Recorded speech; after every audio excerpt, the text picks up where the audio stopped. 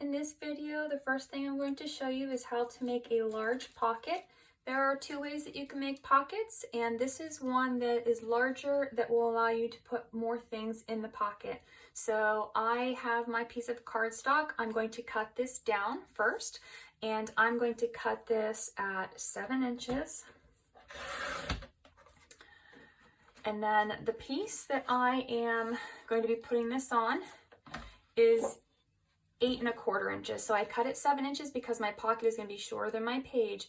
This is 8 1/4 inches here, but I'm going to cut my pocket to 9 1/4 inches, and I'll show you why in just a moment. So I'm going to cut this first. If you're making your pocket, you want to make it 1 inch larger than the actual dimensions that you want it. So what I'm going to do next is I'm going to score this. I'm going to score at 1/2 inch.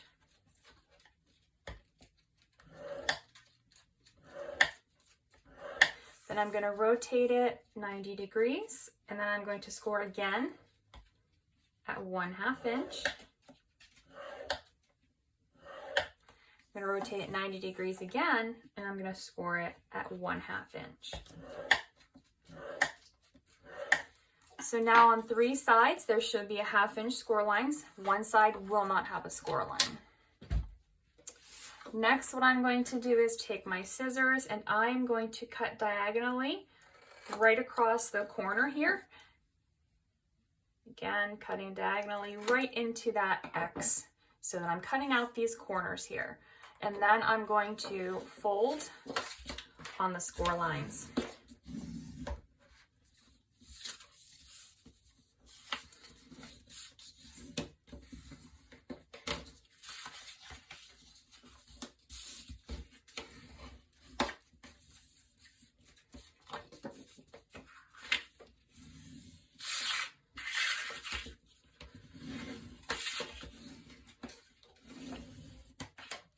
So now I'm going to bring in my other piece.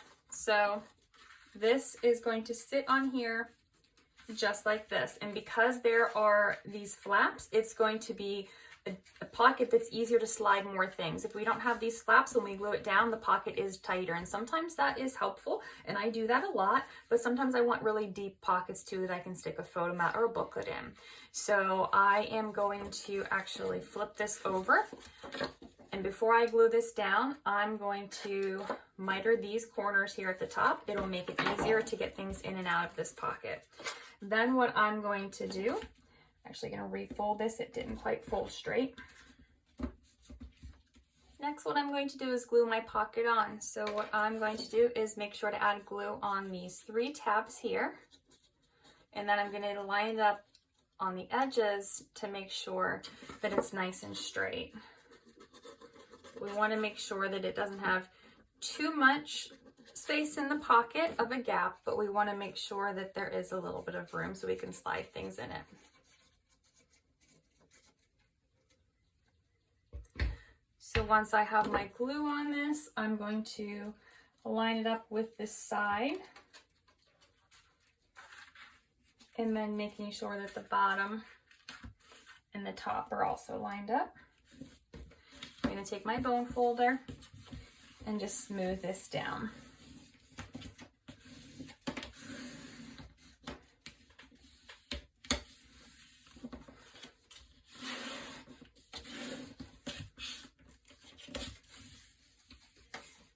And so now we have this pocket here where things can slide inside of. To make a belly band, we are going to score both of the sides of the paper. So I have my paper trimmed to 3 3/4 inches by 9 1/4 inches because my page is 8 1/4 inches. So I'm going to put a 1/2 inch score line on either of these sides, just like we did with the pocket, to be able to have room to put things underneath the belly band. So I'm just going to score each end at a 1/2 inch. And the only difference between this and the pocket is we are not going to make a score line on the 3rd side. So just these 2 sides are going to have score lines. We're going to fold on the score lines and burnish.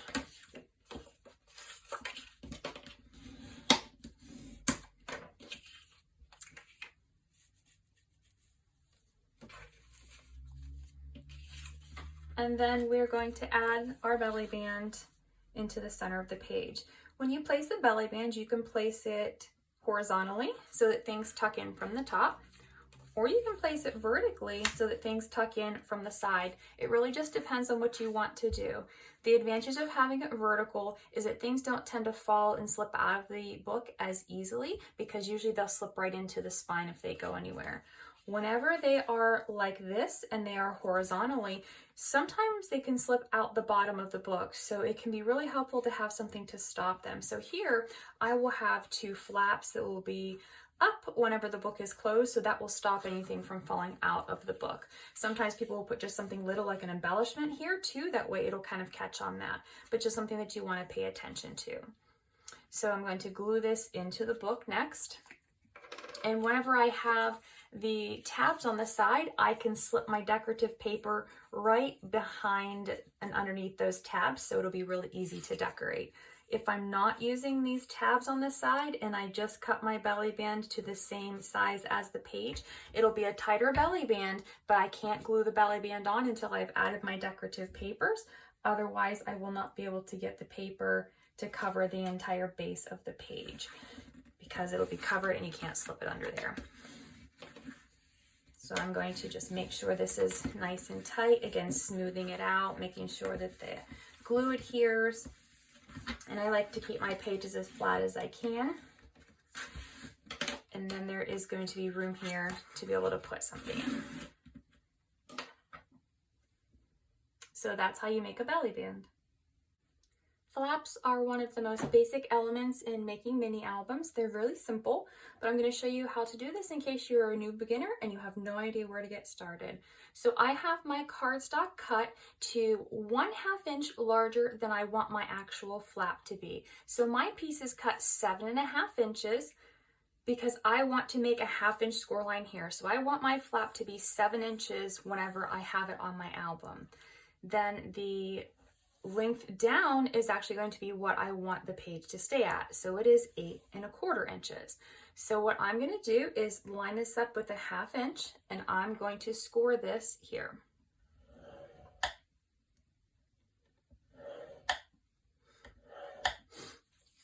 I have another one that I've already cut. It is 5.75 inches because I want my flap to be 5.25 inches when it's done by 6 inches. So I'm going to put this on the 1/2 inch mark and score it.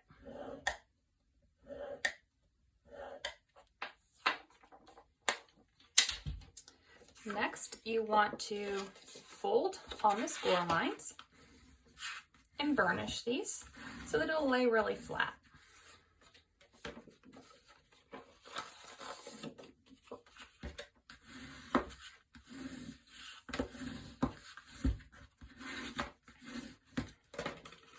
Next, we're going to attach the flaps. I have my base page here. The large flap I'm going to attach over to the side here. So it's going to be the same exact length as the page. You can make it smaller if you want to. It doesn't have to be this size, but that's the size that I have mine. And then again, my 1/2 inch tab is going to be here. You can glue these in different places on your paper, but if you have gaps like this, you will have to put decorative paper here and then a separate piece here. Sometimes I do that, but sometimes I also glue them to the edge. On this one, I'm going to glue this right to the edge. So I'm going to put glue all along this tab. You want to be careful that you don't use too much glue because it will seep out, but you also want to make sure that you have enough glue that it will stay nice and secure.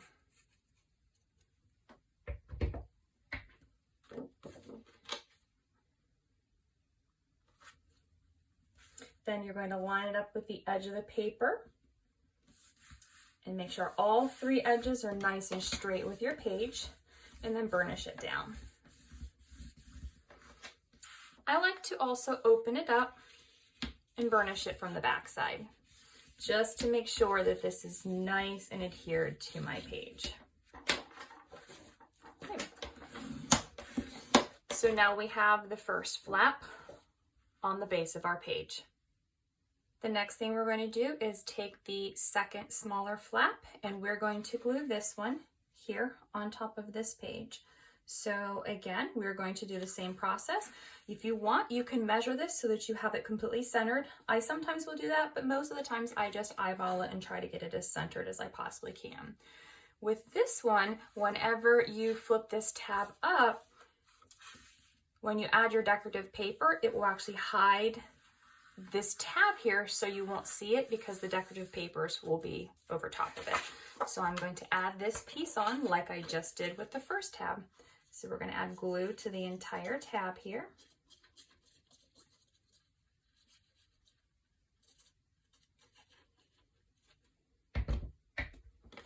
And then I'm going to add this right to the edge of my top flap.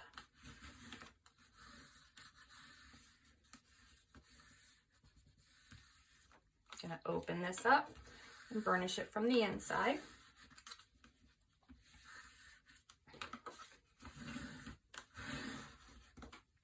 And now I have my smaller flap that opens to the left, my larger flap that opens to the right. If you are making a lot of different flaps like this, with the top flap, you want to make sure that you leave room, because once you start adding papers in and photos in, so let's say you have some decorative papers and photos, it's going to be about the thickness of this or more. When you start adding layers in, sometimes this can start to get bulky. So I'm going to show you what to do with this piece if you want to actually add an extra piece just to make sure you accommodate for the bulk. This is actually easier to do when it is not already attached to the album, so you do it when you are scoring the 1/2 inch. But I'm going to show you how to do this if you forget and you want to go back and do it later. So I'm going to bring my cutter in again, and I'm going to flip this open. What I'm going to do is make sure that I'm very careful and line this up so that the score line that I've already made where it folds, that's the edge of this pocket too, is going to be 1/8 of an inch over, so that I'm going to make a 1/8 inch score line here. So I'm actually going to bring it down here to the bottom. It'll be easier for me to be able to line up. You can also do it from this direction here. So if this is 7 inches, you can take this 1/8 of an inch in, and you can then add your score line.